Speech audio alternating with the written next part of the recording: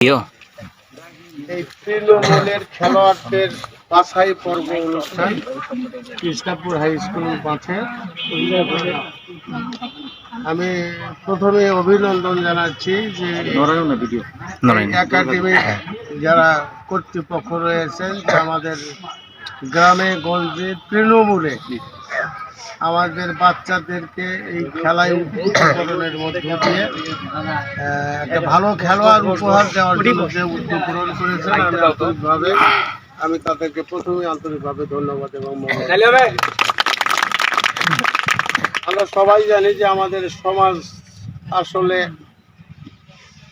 বিশেষ করে যাদের তারুণ্যতা আছে, যুবক আমরা যাদেরকে বুঝি, এক সময় এই যুবকেরা ভাষার আন্দোলন করছে, স্বাধিকার আন্দোলন করছে, স্বাধীনতা সংগ্রাম করেছে, মুক্তিযুদ্ধের পরে স্বৈরাচার বিরোধী আন্দোলন করেছে। সেই যুবকেরা আজকে মাদক আসক্ত হয়েছে। এটা ঠিক না? ঠিক। আজকে যুবকেরা মাদক সেবন করেন, ইয়াবা খান, ফেন্সিডিল খান, গাঁজা খান। এই যুব সমাজ কিন্তু আজকে ধ্বংসের প্রান্তে। যে যুবকেরা এক সময় ভাষার জন্য, স্বাধিকারের জন্য, স্বাধীনতার জন্য, মুক্তিযুদ্ধের জন্য যে যুবকেরা প্রাণ বিসর্জন দিয়েছেন, সেই যুবকেরা আজকে মাদক গ্রহণ করে শুধুমাত্র নিজেকে ধ্বংস করেননি, তার পরিবারের লোকজনকেও একটি অশান্তির মুখে রেখেছে।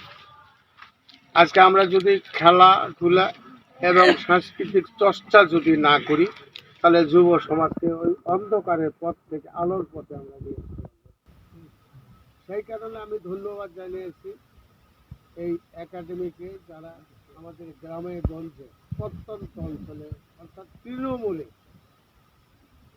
যারা কাজ করে খেলোয়াড় উপহার দেওয়ার জন্য, ভালো খেলোয়াড় তৈরি করার জন্য প্রশিক্ষণ দিয়ে উজ্জীবিত করার জন্য এসেছেন, তাদেরকে ধন্যবাদ। আমি তোমাদের কাছে অনুরোধ জানাবো, তোমরা বয়সে ছোট,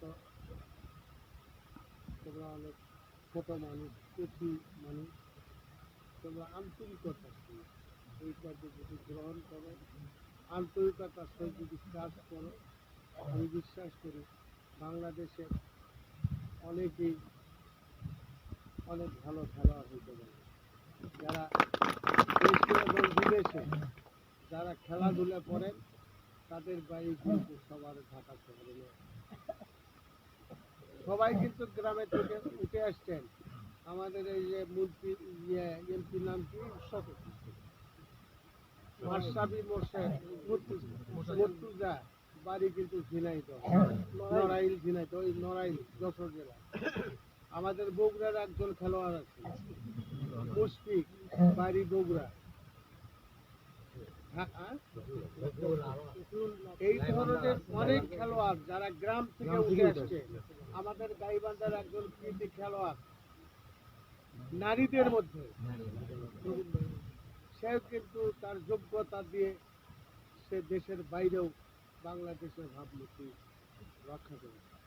আমাদের গোবিন্দগঞ্জে একসময় ফুটবল জগতের অনেকেই জাতীয় দলের খেলোয়াড় হিসেবে তারা জাতীয় দলে খেলেছে। অনেকে আবাহনীতে খেলে, অনেকে মোহামেডানে খেলে, এখনও গোবিন্দগঞ্জের ছেলেপেলে এখনও খেলে। আমি বিশ্বাস করি ইসলামপুরে এই খেলার চর্চাটা আছে। আমাদের এখানে কিছু তরুণেরা এখানে কিন্তু মাঝে আমার নামের মধ্যে খেলা দিচ্ছে, আমার নিজের নামে এখানে খেলা দিচ্ছে। সেটা ফাইনাল খেলাটা এখনো হয় নাই। আমি তোমাদেরকে অনুরোধ করবো, তোমরা আন্তরিক হতে হবে। শুধুমাত্র আসলে দায় ছড়া করছেন কোনো কাজ করলে কিন্তু পৃথিবীতে কেউ দাঁড়াইতে পারবে না। লেখাপড়া যদি করে কেউ, তাকে কন্টিনিউ তার লেখাপড়াটা ভালো করবে। লেখাপড়া ফাঁকি দিলে রেজাল্ট খারাপ, রেজাল্ট খারাপ হইলে ভালো স্কুলে পড়তে পারবে না, ভালো কলেজে পড়তে পারবে না, নিজের জীবনকে করা যাবে। আবার খেলার জগতেও যদি কেউ ফাঁকিবাজি করো, তাহলে কিন্তু এই যে এমনি লামসাম খেলাধুলা হবে, মৌজ হবে, অ্যামাউন্টমেন্ট হবে, কিন্তু নিজেকে দাঁড় করাই দেবে। সুতরাং আন্তরিক হইতে হবে। আমি যে কাজটি হাতে নিয়েছি, সেই কাজটা যথাযথভাবে এখানে তোমাদের যারা নীতি নির্ধারক আছে, তোমাদের যারা প্রশিক্ষক আছে, তাদের সমস্ত সিদ্ধান্ত অকপটে মেনে নিয়ে নির্দ্বিধায় নিঃসংকোচে তোমরা যদি কাজটা যদি করতে পারো, আমি বিশ্বাস করি এই ইসলামপুরের ছেলেরা একসময় আমরা তুলব যে এরা আন্তর্জাতিকভাবে এরা খেলোয়াড় করবে। আমি বলতে পারবো না। সবাই তোমরা ভালো থাকো, সুস্থ থাকো। সুস্থ দিক থেকে এই জগৎটাকে যারা বেছে নিয়েছে তোমাদের নিজের জীবনের জন্য, এই এলাকার জন্য, দেশের জন্য, জাতির জন্য তোমরা কাজ করবে এই প্রত্যাশা রেখে কথা বলছি। সবাইকে